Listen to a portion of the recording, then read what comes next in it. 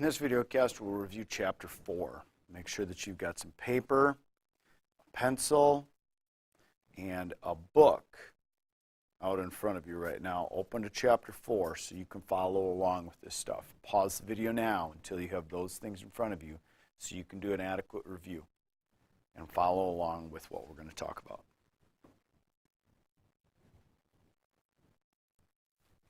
Chapter 4 is known as Aqueous Reactions and Solution Stoichiometry. And in this chapter, we look at three main types of reactions to start with, including precipitation reactions, acid-base reactions, and redox reactions. And then we look more at the solution stoichiometry, which includes the ever-important molarity triangle. And then we look at solution stoichiometry problems, where they're going to ask you to use this to convert to moles and vice versa to convert back to liters or molarity. And then lastly, we're going to take a look at a technique to determine the concentration, which this is what molarity is, of solutions using something called Beer's Law. Beer's Law type lab questions. Now, since this involves three of the major types of reactions in chemistry, there are almost an infinite number of AP exam questions that use stuff from Chapter 4. If there's one chapter to be solid in, this is it. This is it, because it's the basis or the background for lots and lots and lots of other things that happen. So I'm going to go through in this order for these things, just review a couple of things out of the book, show you a few things from it, take down these notes. Take down these notes, and then I'm going to give you lots of example problems from the past 6 years' exams and go through some of the questions that they've asked and just kind of highlight some of the things that the expectations are for each one. Okay, starting with section 4.1, talks about strong, weak, and non-electrolytes. Strong, weak, and non-electrolytes, electrolytes, are separated into several groups. Your strongs are your soluble salts. Remember your solubility rules? Yep, you got to know them. The strong acids and bases. Weak electrolytes would be the weak acids and bases, and then the non-electrolytes would be everything molecular. And some people forget what molecular things are. They're things that have only non-metals in them. Only non-metals. So something like glucose, C6H12O6, or CO2, or something like that. Those would be molecular substances. Those would be non-electrolytes. Or things that don't dissolve in water. So something like, silver carbonate, that thing would be a non-electrolyte because, of course, it doesn't dissolve in water, it doesn't give it any ions. Section 4.2 in the textbook. Section 4.2 talks about precipitation reactions. Precipitation reactions, remember, are also known as solid-forming reactions. And to determine whether a solid is formed or not, of course, you need to know your solubility rules. Remember the things that can be soluble. Remember the things that happen to not be soluble with the chlorides, bromides, and iodides. Can, remember, is chlorate, acetate, C2H3O2, and nitrate, NO3-. The things that happen to not be soluble are the mercury, the silver, and the lead, along with the chlorides, bromides, and iodides. Then remember the Fabs are with the sulfates. The sulfates are all soluble except for lead, mercury, silver, and then this stands for barium, and this stands for strontium.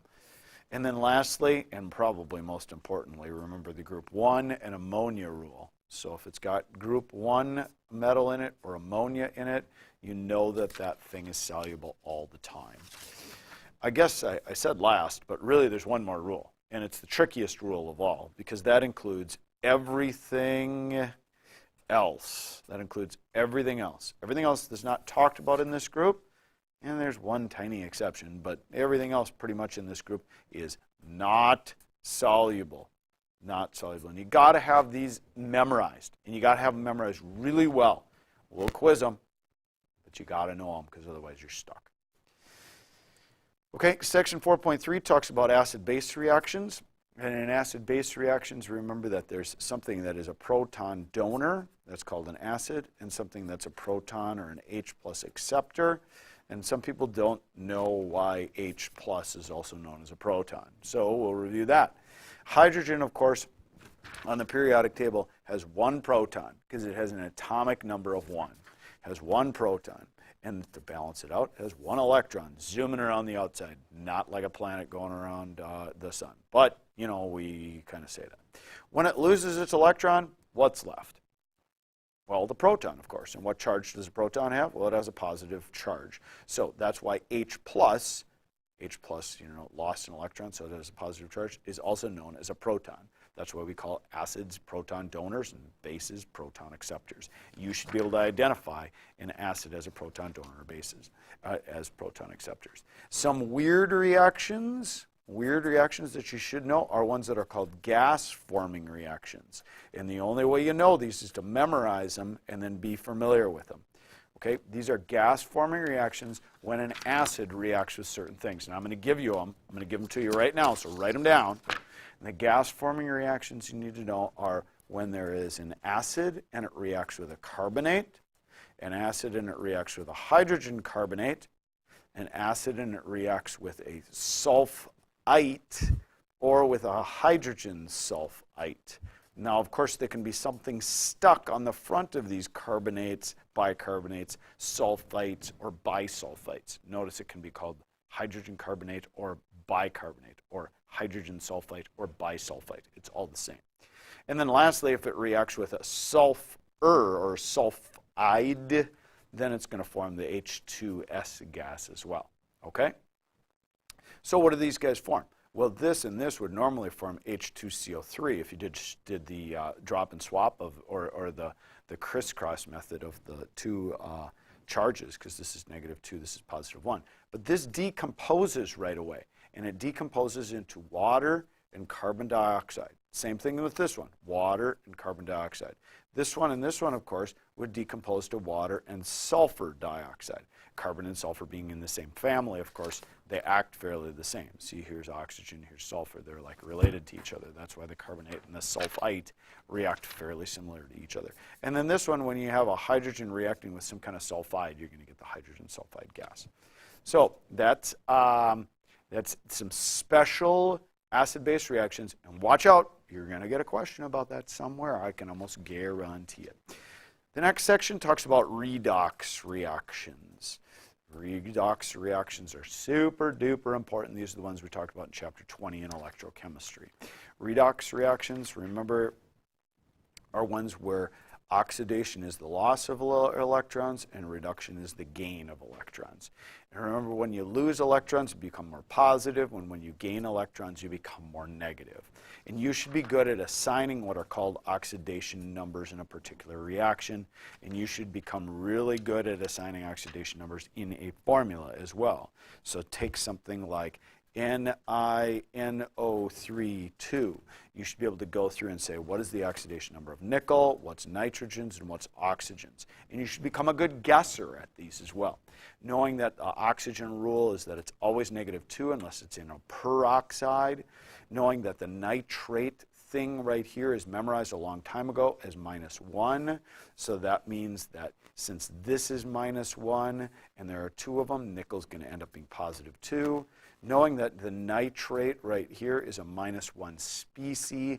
If the oxygens are -2 and there's 3 of them, the nitrogen has to end up being +5 in that oxidation state. How do you know the rules for oxidation numbers? Page 139 in the 10th edition of Brown-LeMay-Burston goes through this really well, and I'm plopping it up here, right here, so you can see it. For an atom in an elemental form, for a monatomic ion, nonmetals, and then the sum of the oxidation numbers goes through those really well. You need to have them memorized cold, and you need to know them really, really well for redox reactions. That's section 4 of 4.4. I'll show you how they ask you questions like that in the past 6 years of the exam, and they will certainly ask you one this year as well, as far as that goes. The next section, section 5, they start to talk about the molarity triangle, and they get into the mathematics of this. Molarity, remember, is equal to moles divided by liters, or cover up the thing that you don't know. Liters equals moles divided by molarity, or molarity equals, or moles are equal to molarity times liters. You know, remember, there's a little times sign right in here. Okay, one of the cool things about molarity is that it is how much moles there are in a total amount of liters of solution. And so when you take something, and let's say it is 10 moles of something in 100 liters of the solution, if you add more water to it, you don't change the number of moles inside of here. The moles remain the same. The volume will change, but the moles remain the same. This process is called dilution. And what you could say when you dilute something is that the moles initially are the same as the moles at the end. Now, here's the math. Moles are equal to molarity times liters. Molarity times volume. Moles are equal to molarity times volume. Mole initial times volume initial is equal to molarity final times volume final. This is known as the dilution equation. And many times they'll ask you questions about that, saying, ooh, if I take 100 milliliters of 0.5 molar something and I dilute it to 1 liter, what's the molarity of that? Happens all the time. Be careful, because lots of times they'll ask you what the concentration of a particular electrolyte is too. So let's say it's Na2CO3 and this is a 1 molar solution. Well, what is the concentration with respect to just Na plus ions? A real common multiple choice question. Well, notice there are 2 sodiums for every 1 sodium carbonate. So it's really 2 molar with respect to Na plus ions, 1 molar with respect to the whole thing. It would be 1 molar with respect to carbonate ions as well. Be careful of that. Okay? Solution stoichiometry, usually the same as regular stoich problems. They'll ask you limiting reagents. They'll ask you, lots of things about how many moles are produced or made in a balanced chemical reaction. But you'll have to use the molarity triangle to find the number of moles or the amount of molarity or the number of liters that are used to neutralize or combine with or something like that. And usually in these solution stoichiometry problems, what they'll want you to do is something called a redox titration or a acid-base titration. Okay? And these are ones where you're adding a certain amount of a certain concentration of something that maybe you don't know the concentration of, and you have to find out what that is. This fancy word for that is standardizing a solution, because you are finding out what the standard molarity of that thing is. Be careful of that. Okay, last thing in chapter 4 here before we go on to some sample problems is something called Beer's Law. I call it Beer's Law because that's what you get when you make the graph of the concentration versus the either absorptivity or the transmittance of light through a colored substance. Now, the device that is usually used to do this is called a spectrophotometer. We can't afford these, so we have some cheap ones. These are called colorimeters. They're kind of a cheaper form of a spectrophotometer. And what they do is you take a sample of the substance, usually put it in something called a cuvette, and then what you have is you have a light source right here, a light source, okay? This shines the light through the sample, and then there's a detector over here. And the detector detects how much light is either absorbed by this substance or how much is transmitted through this.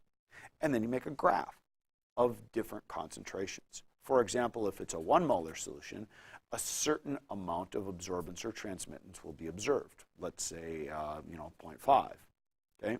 If it is a 0.5 molar solution, more will go through, and it'll probably be like 0.75 transmittance through. Or if it's like a 0.25 molar solution, it'll probably be like 0.9 or something like that as far as how much you can see the light through it. The key to being able to do all of these is that the solution inside of here has to have a color. Has to have a color. And of course, the color will vary depending on how many moles of the stuff you put in it. how many moles of the stuff you put in it. If it's not colored, you can't do spectrophotometry or you can't do colorimetry to it because it doesn't matter how much is in there. It's a colorless solution, so all the light will shine through it all the time. Good trick question. They give you like 3 things and say, which one can't you find the concentration of by the colorimetric, spectrophotometric method? Well, choose the one that's colorless. If it's got a color, of course, you can do that. Show an example of that from past years' questions. Let's go to a few of these questions. Let's start with 2010, question 3. And if I haven't told you before, at least write down the year and number of the question. 2010, question 3. And know that, hey, this is a chapter 4, chapter 14, and chapter 10 type problem. So you can come back to that later in your own personal review if you're looking for one like that. Okay, first one right here, chlorine can be generated in a laboratory by using potassium permanganate in acidified solution. If you've done the reactions part of this course already, you can see it's going to be some kind of redox reaction because chlorine is going from -1 to 0. And then we've got H plus in there in acidified solution. Calculate the number of moles of Cl present before the reaction occurs. So we're told that it's a 25 milliliter sample. Whoops, I'm sorry. We're told that it is a 25 milliliter sample and that it is 0.25 molar. Molarity triangle. Molarity equals moles divided by liters. Bang, bang, boom. Liters times molarities. I've got my number of moles. Okay? Calculate the volume in liters of the chlorine in the sample. Now they jump to a chapter 10 problem right away. And they want you to use PervNert, and they want you to find volume. They continue on here, and they actually a chapter 14 type question. But I wanted to show you that lots of times these questions combo different chapters, and they'll start with a chapter 3 or chapter 4 thing where it's just find the moles. Find the moles one way or another. Next problem, let's take a look at 2011, question number 2. 2011, question number 2. This is a straight up chapter 4 problem. Lots of solution stoich in this one. Okay, given a stock solution of 16 molar HNO3, some graduated cylinders, a beaker, safety goggles, gloves, a glass stirring rod, a dropper, and some distilled water. Ooh, they're going to have you do some chemistry in the lab, okay? Or at least they're going to ask you a question about doing chemistry in the lab. Calculate the volume of 16 molar HNO3 for preparing 50 milliliters of 6 molar HNO3. You're going from 16 molar to 6 molar. Guess what you're doing? You are diluting this. What equation do you use? M initial, V initial is equal to M final, V final. What they want to know is how much of this initial molarity stuff am I going to need? So I got to find V initial. Look at that. They even use this equation. It turns out that you need 19 or 20 mils to 1 sig fig. Okay? Briefly list the steps for the appropriate safe procedure for preparing this solution. Only materials selected from those provided to the student listed above may be used, so you can't use something else. Let's read how they expect you to answer this question, okay? They don't expect you to do it in the class, but they expect you to actually say how you would do it, okay? Wear safety goggles and gloves. Then measure 19 milliliters of the 16 molar HNO3 using a 100 milliliter graduated cylinder. Measure 31 milliliters of the distilled water using a 100 milliliter graduated cylinder. Transfer the water to a 100 milliliter beaker, add the acid. Remember, always add acid. Good multiple choice question. Never add water to acid. Always add the acid to the water. Why? Because otherwise the water can spatter, spatter some acid and you can get hurt. So, if you remember AAA, you're good for that. Look at the points. 2 whopping points just for saying how you do that and using the safety things. Explain why it is not necessary to use a volumetric flask, okay, to perform the dilution. The graduated cylinders provide sufficient precision in volumetric measurement to provide 2 sig digs, making the use of the volumetric flask unnecessary. One point is saying that, hey, they can measure to 2 significant figures, and all they wanted up here was, this 50 milliliters to 2 sig digs, and a graduated cylinder is good enough to 2 sigs. sig. During the preparation of the solution, the student accidentally spills some 16 molar HNO3 on the bench top. The student finds 3 bottles containing liquid sitting nearby the spill. A bottle of distilled water, a bottle of 5% NaHCO3, and a bottle of NaCl. Which of the liquids is best to use for the spill up? Justify your choice. Well, you got some acid. The acid spilled on the table.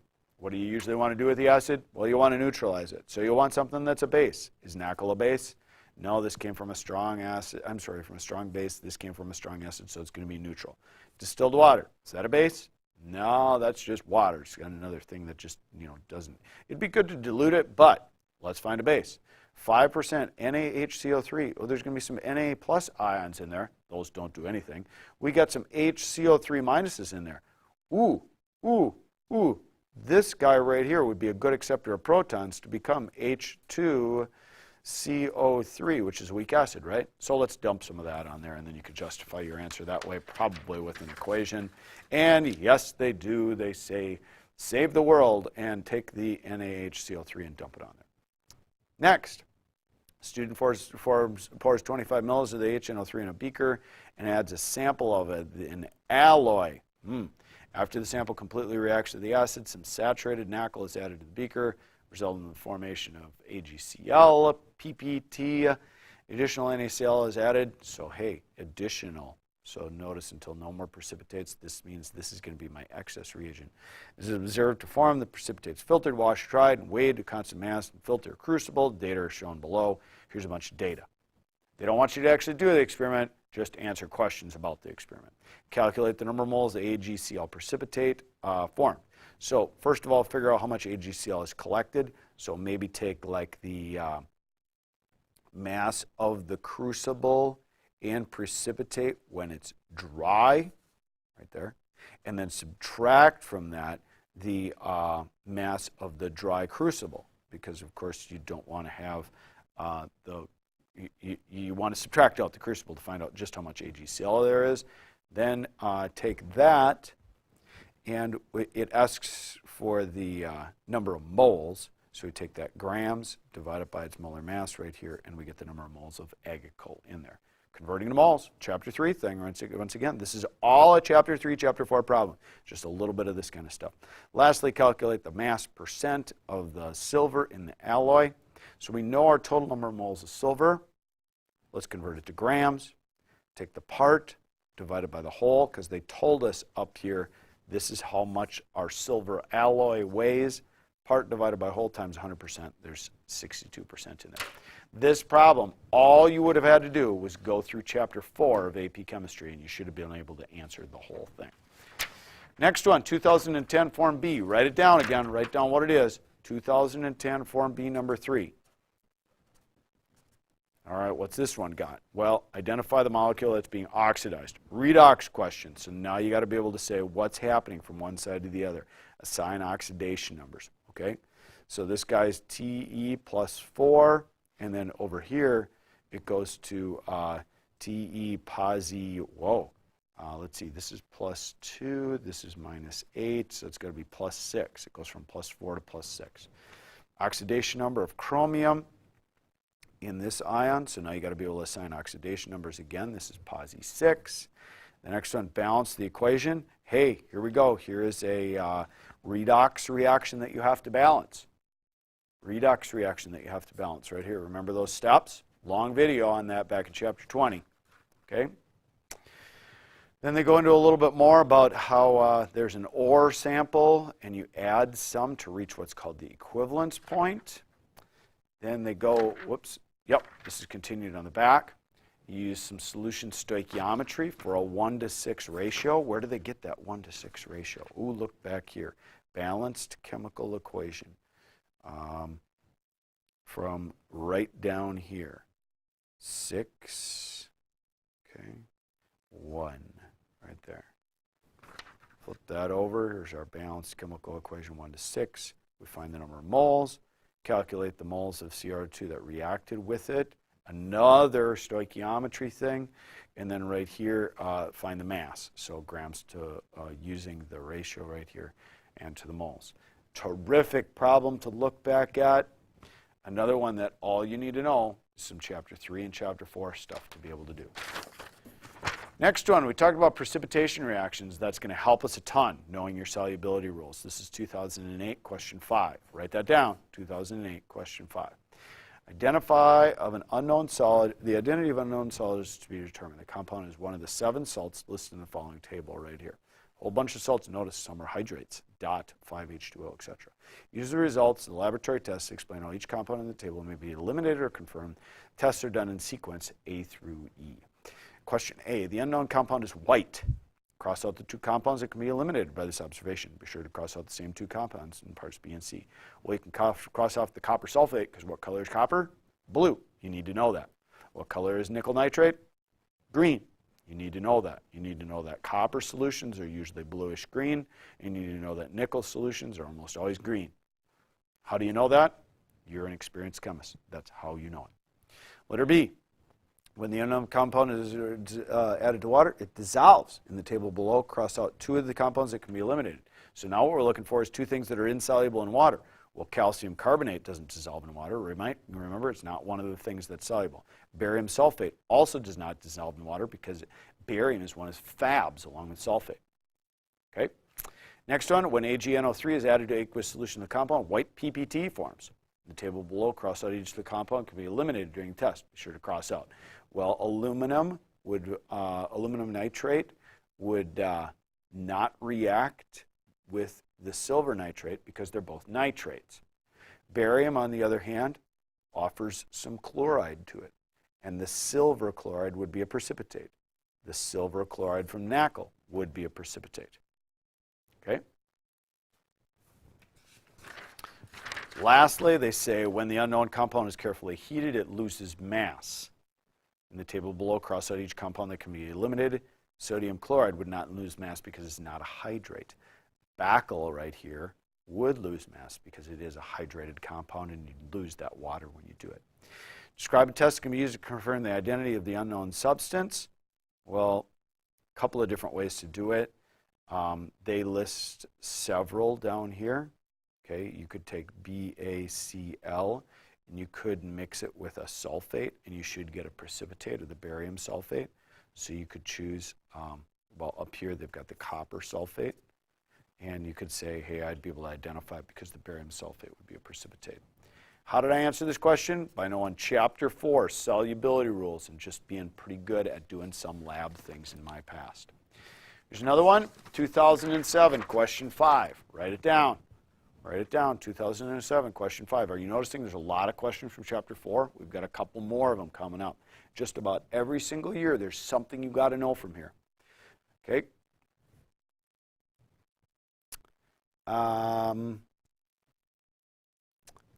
Oxidation question. What is the oxidation number of manganese in the permanganate ion? +7. Got to know how to assign oxidation numbers. What is the reducing agent? Remember, the reducing agent is the thing that's oxidized. Iron goes from Fe+2 to Fe+3. You've got to be able to assign the oxidation numbers and know. Now they ask you a bunch of questions, okay?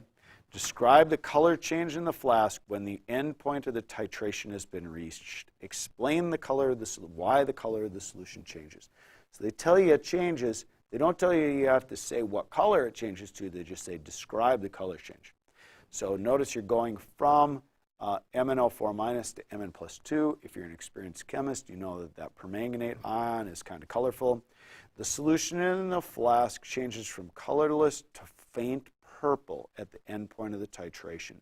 At the end point, there is no Fe+2 left in the flask to reduce the colored permanganate ion. So when a small amount of permanganate ion is added at the end point, the unreacted permanganate ion pressed into the solution turns it to faint purple. There is excess of this in there once you've used up all of the Fe+2. This stuff is a purple color. How do you know that MnO4- is purple? You need to know that. You're an experienced chemist. Next, they do a really tough part. They give you some variables, G, M, and V. Okay? This is mass, this is molarity, this is volume. If you remember the molarity triangle, it kind of helps you with this too. If you know molarity and you know volume, what could you find? Notice you could also find the moles of the stuff that way. In terms of these variables, the number of moles of MnO4 added to each at the end point of the titration is expressed as M times V. Ooh, they tell you that. You already knew it. Using the variables defined above, the molar mass of iron, and the coefficients, the balanced chemical equation, write the expression for each of the following quantities, and then they go through them. First of all, the moles of iron. Okay. Now, if you look back at the equation, it was a 5-to-1 ratio between Fe plus 2 and MnO4. So you take the moles times 5, or 5-to-1 ratio right there. Mass of iron in the sample. Now you take your number of moles right here. You could just write that times 55.8 because that's how many grams there are in a mole. And the mass percent, take that mass and divide it by the total mass times 100. Looks super complex when you look at it like this because you're like, how would I remember this? Just remember, M times V is moles. And then remember, they're going to ask you some type of stoich problem there where you're going to have to compare something from one side of the reaction to the other. What effect would adding too much titrant have on the experimentally determined value of the mass percent of the compound? Justify your, love that, justify your answer. You know they're going to ask you that. The experimentally determined mass of the iron in the compound will be too large. The volume is too large. The expression in D3 above is too large. So this is going to be too large right here. Okay? 1 point earned for that. Next question, write it down. 2006, number 5. 2006, number 5. They give you a bunch of data. Once again, they expect you to be able to analyze that data. Identify each compound based on the observations recorded in the table. So I love this one right here. Result of adding HCl dropwise to the solid compound. There is a gas. No observed reaction, no observed reaction. That means when you add some Hickel to it, some acid to it, it's going to be a gas-forming reaction. Remember, we just talked about those. So let's look at what they could be. KCl, Na2CO3, and MgSO4. Which one, when reacting with acid, is going to make a gas? Ding, ding, ding, ding, ding, ding, ding, ding, ding, ding. Should be the one that contains the carbonate, right? Remember, carbonate, bicarbonate, sulfite, or bisulfite. Don't be confused. They try to trick you by telling you a sulfate, but it's not. It's a carbonate. So you know that X is going to be your carbonate right here, sodium carbonate, right? Then the next thing they want to do is, or the next way to figure it out is by knowing your solubility rules. Notice that Z forms a white precipitate when you add NaOH to it, meaning that the hydroxide must be insoluble. Well, potassium hydroxide, you know, KCl is going to react with hydroxide to form KOH. That's definitely soluble because it's a strong base. Mg right here, though, MgOH2, that's not in the solubility rules, going to be a precipitate, so you can get Z right there, and then Y is the one that's left over. The pH can help you here, too, because you know that carbonate right here is a good acceptor of protons. That's chapter 16 thing, down to chapter 4 thing. But you can figure it all out just by knowing chapter 4. Letter B, write the chemical formula for precipitate. We already did that. Explain why an aqueous solution of compound X has a pH value greater than 7. Write the equation. A, that's a chapter 16 thing, and they've got that nice equation right down here that I just talked about up here. You can take a look at that. Then he asks you some more questions about testing. They give you a volumetric flask again, a small dropper, some distilled water, and they say, what would you do if you were in the lab? Okay? Describe the step for preparing 100 milliliters of 1 molar NaOH from a stock solution of 3 molar. So I got this bottle there that's 3 molar, okay? This bottle there that's 3 molar, and I've got to dilute it to 1 molar. Dilute it. They don't tell you the word dilute, but if you see that that's in there, it goes from 3 to 1. What equation are you going to use? Well, right here. M1 V1 is equal to M2 V2, and they do this right here. Volume needed. Multiply those guys together. I need 33 milliliters. Now let's read through the steps. Let's read through the steps because you have to be able to not do it in the lab, but answer the question of how you would do it in the lab. So listen to how they describe the actual steps. Using the burette to deliver 33 milliliters. Why would I use the burette? It's very accurate. I could get really nice, accurate amounts of 33 milliliters of the 3 molar NaOH stock solution to the clean 100 milliliter volumetric flask. I'm using the volumetric flask, remember, because that's super accurate to determining 100 milliliters to probably 1 decimal place, so 4 sig digs. Add distilled water to the flask until the liquid level is just below the calibration line in the neck of the flask. Swirl to gently mix. Okay? So if this was an acid, remember, I'd always add acid. So what I'd do is I'd put water in the volumetric flask first, then add the acid, and then just top it off with a tiny bit of water. Since it's base, it doesn't really matter. I can just add the acid to it. Using a small dropper to add the last amount of distilled water drop by drop until the bottom of the meniscus in the flask neck is level with the calibration line, insert the stopper and mix it. Remember those volumetric flasks? They got like this long stem on the top of them like this, and they got like a little line right there. They want you to drop, drop, drop, drop, drop until you get right up to that mark. Describe a simple laboratory test. So get used to this. You're going to have to do some kind of describing, or there's a chance you'll have to do some kind of describing, not actually do it in a lab. Describe a simple lab test you could do to distinguish between Na2CO3 and CaCO3. Na2CO3 and CaCO3. Both of them, remember, if you had acid, would react to form a gas. But how could you tell the difference? Well, solubility would work, right? Because Na2CO3, that dissolves. And then by knowing your solubility rules, you know that calcium carbonate does not dissolve. Calcium carbonate, by the way, is known as marble. Yeah, you know, like hard rock stuff that doesn't dissolve real easily in water. So you could just dump them in there. That's one of the ways they say. They have some other ways to do it too, including a flame test. Notice lots of lab questions come about. A little bit more to go. Let's look at another one here. This is 2008 question 3. A 0.1 gram of solid lead nitrate added to 125 milliliters of 0.1 sodium iodide. Assume no change in the volume of the solution. The chemical reaction that takes place to represent is listed below. List an appropriate observation that provides evidence of a chemical reaction. Ooh, evidence of a chemical reaction, like bubbles, fizzing, something like that. Well, notice the solid forms, precipitate forms, okay? That's your answer. Calculate the number of moles of each reactant. Ooh, yeah. So molarity times liters right here. Grams go into moles right here. Chapter 3 and Chapter 4 stuff again. Sounds like a lab question, but it's just a Chapter 3 and Chapter 4 one. And knowing your solubility rules by being able to look here and saying, oh, it says S, so that means solid. Identify the limiting reactant. Ooh, you got to find the limiter. So now you take your moles and divide by the coefficient. And it turns out that in this case, PbNO3 is the limiter. You can go back and you can do the math if you want. Calculate the molar concentration of NO3 in the mixture after the reaction is complete. NO3 minus after the reaction is complete.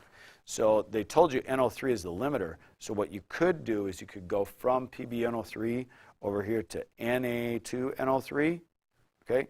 And then whatever the concentration of this guy is, that's the concentration of NO3 minus at the end. Circle the diagram below that best represents the results of the mixture. Explain the reasoning used in your choice. Okay, now you created a precipitate of PbI2, so make sure that you choose one that has a precipitate in it. If you choose this one, you're going to be wrong because there's no precipitate in there. You said, they told you before there was. Okay? Also, you know that lead nitrate is the limiter, so don't choose one that's got lead in it. See how they got lead ions in there? Don't choose that one because it's got lead ions in it. You know that's the limiting reagent, okay? Also, if you look back at the chemical equation, I'm just going to flip back for just a second. Notice that in the chemical equation right here, PbI2 is the solid, okay? So make sure that you choose one that has PbI2 as the solid. If you look, they've got PbNO3 as the solid down here. Can't choose that one. Okay? Now you're down to this one, PbI2 and PbI2. All right? How do you know what the answer is? Well, you know there's going to be some sodiums left because that's a spectator. You know there's going to be some nitrates left because that's a spectator. If you look back here, sodium nitrate is the other thing that's formed. All right? Now look back here. Remember, lead nitrate was the limiter. So all the lead is used up and put into lead iodide. But what about the iodide here from sodium iodide? Well, there's some excess of that because remember, this is the excess reagent. So make sure you choose one where there's some iodide ions left over in there as well, and that makes you choose this guy as the best one. They go through and explain it all right there as well. All right, last one. Haven't talked about a Beer's Law one, but it's very possible. In 2006, there was a Beer's Law question.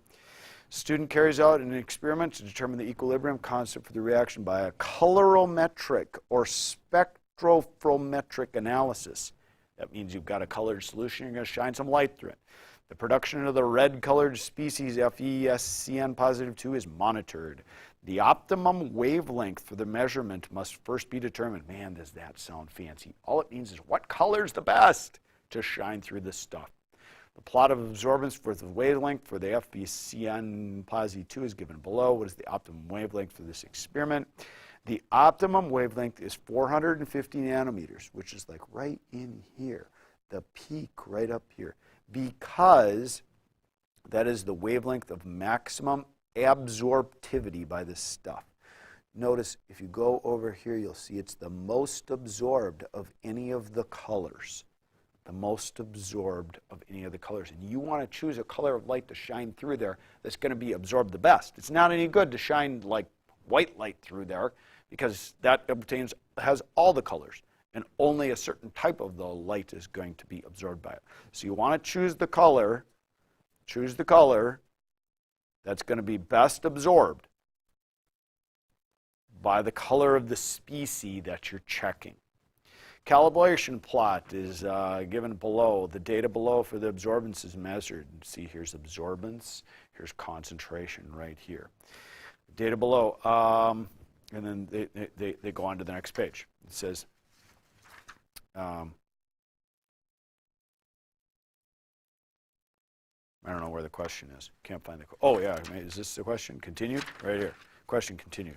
Draw a Beer's Law calibration plot. So now you plot absorbance versus concentration. Oh, my gosh. They want you to plot the straight line. And they want you to correctly scale the horizontal axis. So they want you to put that stuff on there and then draw the line of best fit. They might ask you to make a graph. Not too tough. Just make sure to plot the dots and then draw the best line you can. In FeSCN solution, unknown concentration has an absorbance of 0.3. Now it becomes a reading graph. 0.3 right here. Follow it over. What is it? It's approximately right there, concentration. That's the beauty of the Beer's Law graph, is now you can look at the absorbance, drop it down here, and you can find the concentration. It looks like it's a little bit more than 15 times 10 to the negative fourth. Turns out to be 16 times 10 to the negative fourth. Purpose of the experiment is to determine the equilibrium constant. Now they jump ship and they go into a chapter 15 or 16 type problem where they want you to find K. We're not going to go on with that anymore. But the trick is not to be overwhelmed when they say a colorimetric method. You've actually done some labs like this. You actually did a graph like this in a Beer's Law curve. And you know, whether you know it or not, absorbance and concentration are not too difficult of topics for you. So there's a whirlwind review of Chapter 4. Here's the list of all the problems again that we kind of went through. There were a bunch of them that included the molarity triangle, a couple that had dilution in it, many that used these types of reactions. There were some solution stoich ones in there, many of them involving labs, and then lastly we did a little bit of a Beer's Law one. Good luck on your Chapter 4 solution stoichiometry review.